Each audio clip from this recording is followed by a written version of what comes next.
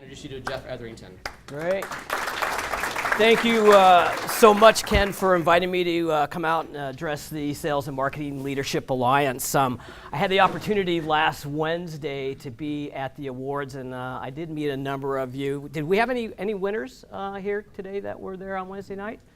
No, they must be on their trips because Alaska Airlines gave each of the winners round-trip tickets, so they probably took off.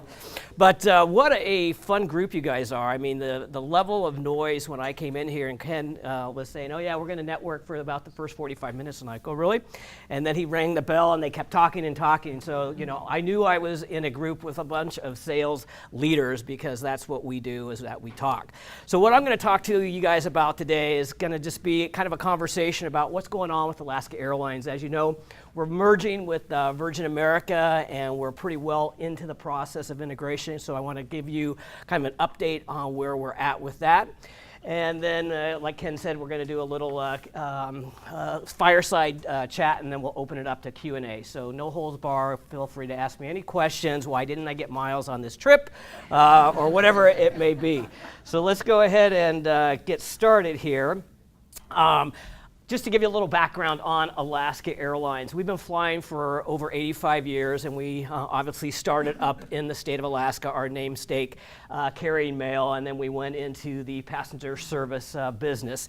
Fast forward today, we're now the 5th largest carrier with over 119 destinations and 1,200 daily flights. On the right-hand side, you'll see where we fly, and that is just the beginning, because the acquisition of Virgin America is really going to be, for us, a platform of growth going forward. You may be asking yourself, Alaska Airlines is a company that has very strong customer service, very loyal customer base. What are you doing coming together with Virgin America? Well, Virgin America also has a very strong customer service base, very well recognized in the industry for being a leader in innovation. And the awards up here on the screen here are really a testament to our employees, but also they are very correlating to what Virgin America has done. They have won Condé Nast top airline for the last 9 years, and they've only been flying for 9 years.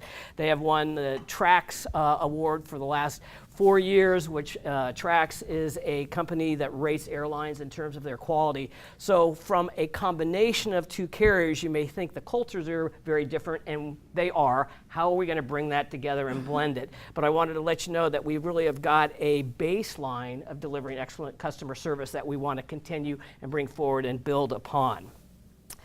Why are we doing this? Things are going pretty well for Alaska Airlines. We've been the most profitable airline for the last 10 years in a row. Why do we want to acquire Virgin America? Well, as you can see by this slide, the airline industry has really consolidated since deregulation, which has really been opposed to what deregulation was all about. And so if you look today, the domestic U.S. market is controlled by 4 dominant carriers with primarily a dominant hub and spoke type of network. And you'll see up there on the top part of this slide, a lot of brands, a lot of airlines have gone away over the years. Alaska has always had a very independent spirit, wants to ensure that we are there for our customers, we're there for our employees, and most importantly, there for our stakeholders. And so when Virgin America came on the block, when their investors wanted to cash out, it was really a strong opportunity for us to continue our growth on the West Coast going forward. So how do you blend these two cultures together? Alaska Airlines may be the airline your Aunt Gertrude flew, and Virgin America is this hip, sexy, trendy airline. How do you start the process of bringing them together? Well, we gave a lot of thought and a lot of surveys to a lot of Elevate members, which is the Virgin America's frequent flyer program, as well as Alaska Mileage Plan members, to find out what resonates most with the airline so we could bring these two together and how can we blend these particular cultures. What we're striving to do is create an airline for people who live on the West Coast. And as you'll see in some of the slides further into the presentation, like I said, this is a platform for growth, a lot of new markets. So one of the first things that we did was address the fact that, hey, we are two different companies, we are two different cultures. So I wanted to share with you a video of how we kind of started to set the stage, and we'll start blending the airlines as we go forward. So let me just share this with you, and it'll kind of pump you up a little bit, I hope.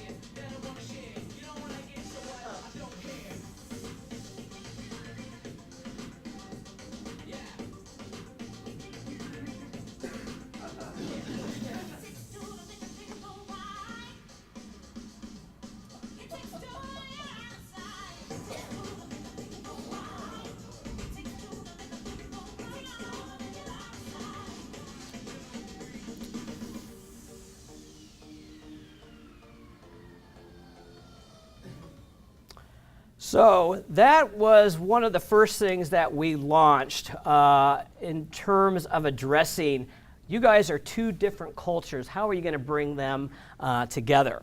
And so we created a website called differentworks.com that started addressing all of those things. And like I had said earlier in the presentation, there were a lot of similarities, and what we wanted to do was pull out those similarities and bring them to the forefront so that people could start thinking, hey, well, I could see why these two airlines would be a good fit, and one that would be a good airline that I would want to partner with going to in the future. Taking a look at what it looks like as the combined entity today, you can see Alaska Airlines was about 5 times larger than Virgin America. Annual revenues right now about $7 billion. Our goal is to take that by 2020 to $10 billion and continue to grow the number of destinations that we travel to throughout North America, and then start looking at new opportunities across the border into Central America, Latin America. And I know the videographer guy, and I can't remember your name, said if you want me to delete some stuff, I will, and that may be some that I will be deleting because I don't want to give any insider information with regards to that. But as you can see, solid financial footing for both airlines as we move forward. Why are we doing this? Why Virgin America? Well, if you take a look at this map, California still is the largest untapped market for an airline. There really is no airline that owns California today. Sure, you've got a big carrier up in San Francisco that has a hub. Everyone is battling for Los Angeles, but no one really can say they own California as a market. Since, like, if you take a look at Dallas, you know who owns Dallas. Look at Chicago, who owns Chicago, who owns Midway. There is not any one airline that can say that. If you look at the number of passengers per day that are traveling, 185,000, that's what we're going after, and that is what is going to make this merger successful for Alaska Airlines, being the go-to airline for people on the West Coast. One of the key things that we were able to capture in the Virgin acquisition was access to gates and slots. And in the airline industry, that is very critical, because if you don't have the gates on the West Coast, it's primarily, do you have the gates to pull your planes in and take off to, or on the East Coast, do you have the slots to fly? You can't get anywhere. So by acquiring Virgin America, who, being an upstart over the last 9 years, was the beneficiary of a number of mergers where airlines had to divest gates and slots. And that's where Virgin got their foothold into the East Coast, moving forward with their gates in San Francisco, as well as their gates in Los Angeles, really gave them the opportunity to compete against the majors. We would not be able to do that and grow organically because of those restrictions. Did you have a question in the back? No? Okay, very good.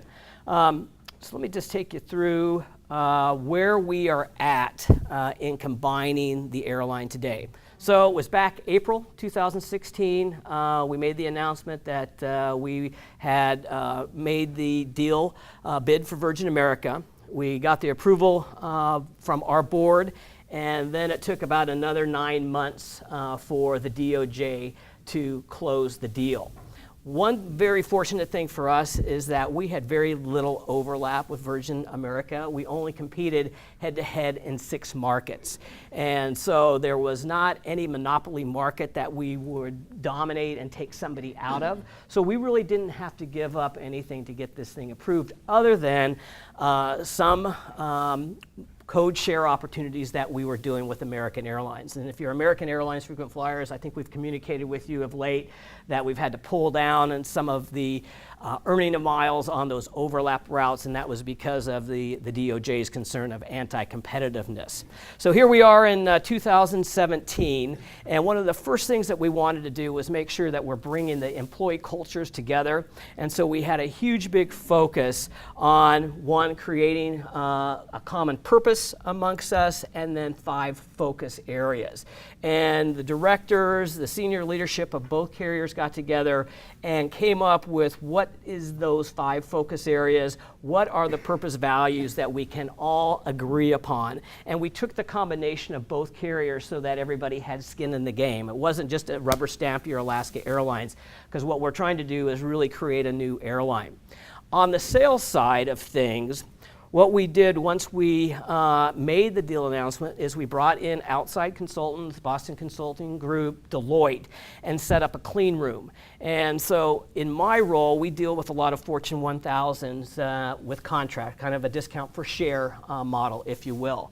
So we were able to pour into this clean room all of the contracts that both Virgin America and Alaska Airlines had, so that they could do the analysis to see what common customers did we have, where were our discount levels, what was the contracting strategy, so that when we got the go-ahead from the DOJ on December 14th, we were meeting on December 15th, ready to move out with single contracts to our corporate customers, celebratory discounts, and it really gave us a really solid footing to move forward through 2017 and getting those customers. We haven't lost one in terms of corporate contracted customers to date, and then move into the single operating certificate, which will be done by January of 2018.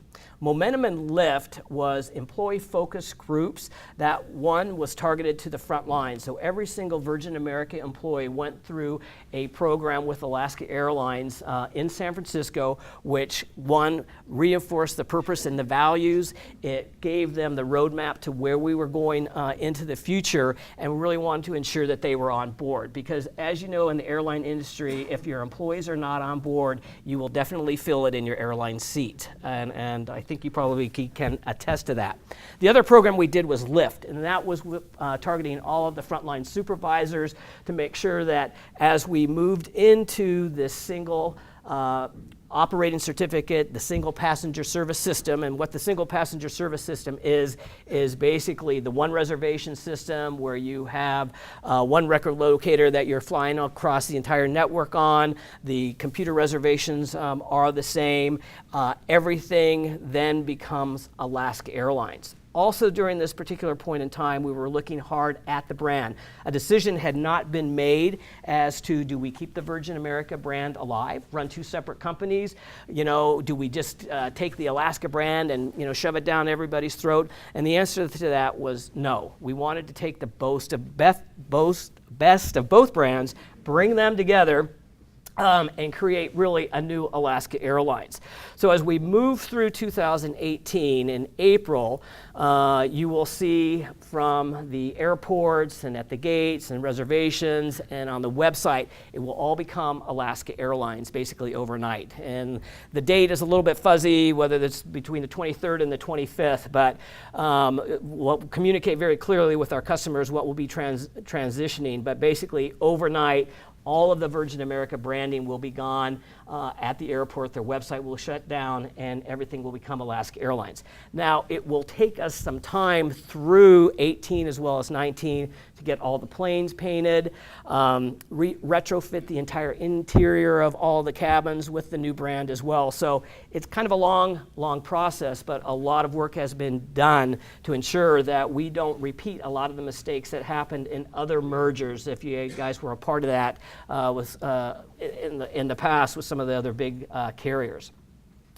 The brand, like I said, is going to be the best of both, and what we're going to try to create is a warm, welcoming West Coast vibe, West Coast inspired food and beverage, really capitalize on new markets, and you'll see that in just a minute. We're going to be providing more premium seats across the entire network, as also expanding access to lounges, new lounge in San Francisco, a new lounge at JFK, a larger lounge in Los Angeles, and we're really pushing hard for San Diego to get a lounge as well, because if I know you all are based here in San Diego, you've seen Alaska's growth here. That's one thing that we are missing. So this next video here kind of shows you where this brand is going and how we are trying to appeal to a little bit more hip and millennial type based audience. So let me give that a little play, and I can show you kind of where we're at.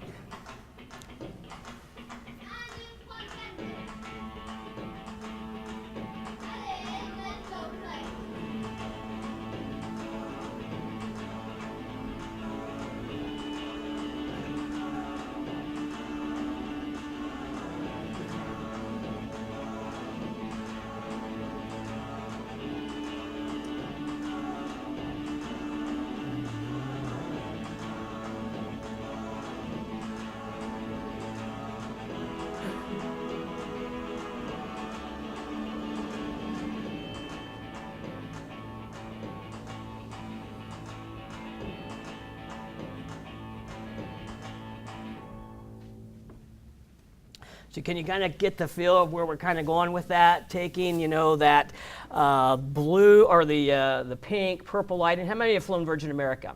So you know that vibe that they've kind of created on the plane, and that's something that we are going to try to carry over into this blending of the characters of the airlines. And this video is really kind of a characterization of that and what it's going to look like. We'll have that blue mood lighting type of feel to it. We want to be able to keep those 1 million customers that are part of the Elevate program at Virgin America on board with us. We want to make sure that their core group of flyers, which they have the probably the best catchment right now of the 18 to 30-year-olds of any airline. We want to make sure that we capture that and bring them on board, as well as attract the new travelers that are coming up with us. We also don't want to lose our current base of flyers, and so that's why we are being very considerate as to these changes, so that, you know, we're not going to upset the traditionalists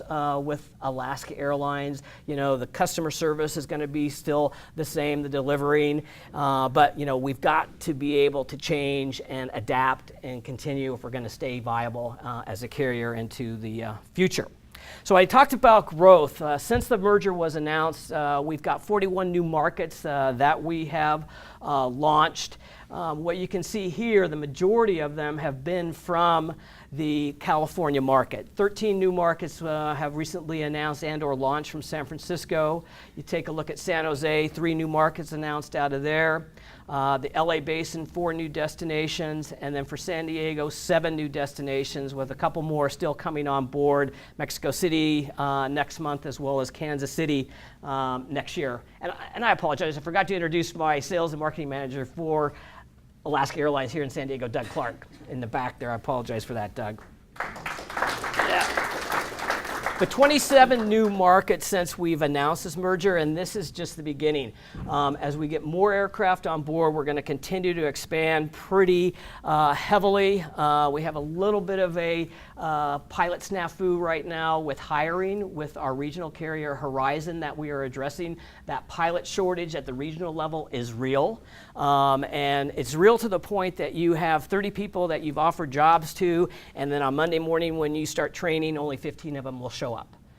Yeah, so, and that's how competitive the industry is right now. So if you've been inconvenienced by any flights that have been operated by Horizon, I apologize for that. We are addressing that today, but, you know, that pilot shortage that you've read about, you know, is definitely real. So hashtag most West Coast. Alaska currently is the largest West Coast-based carrier, offering the most nonstop destinations, and that is just the beginning for us moving forward. What we want to create is the ability to take anybody who's living up and down the West Coast, whether it be in Seattle or San Diego, to any destination they want to fly across North America. Well, you'll probably say you got a huge hole in your network, and because I do a lot of international travel. Well, what we've put together is a global partner network, which is actually larger than any alliance out there operating today, larger than Star, Oneworld, or SkyTeam. These partners are able to take you anywhere across the globe, and you can earn miles in your Alaska mileage program. You can redeem and accrue, and one of the key things which is unique is that if you fly in any one of these partners, these miles count towards your elite status in Alaska's mileage plan program. One thing about the mileage plan program is we are miles-based still. All of the other carriers have went to revenue-based, but we are still mileage-based and probably have the best frequent flyer program, just not from my personal vantage point, but by J.D. Power's 4 years in a row best mileage program, Flyer Talk best mileage program. So if you're not in the mileage plan program and have status on another airline, we'll be happy to match that status in Alaska's mileage program. You can just see Doug on that. So that'll be good. Yeah, no problem. So I want to give everybody a free ticket who's sitting in this room today, and all you need to do is sign up for the Visa Alaska Visa Signature Card, because we're doing the free companion certificate through the end of the year, and then after that you still have the $99 companion certificate, which is a fabulous offer. So there's mileage plan applications right in the back. You don't have to bring this woman with you, but you know, she's kind of cute. So anyway, thank you.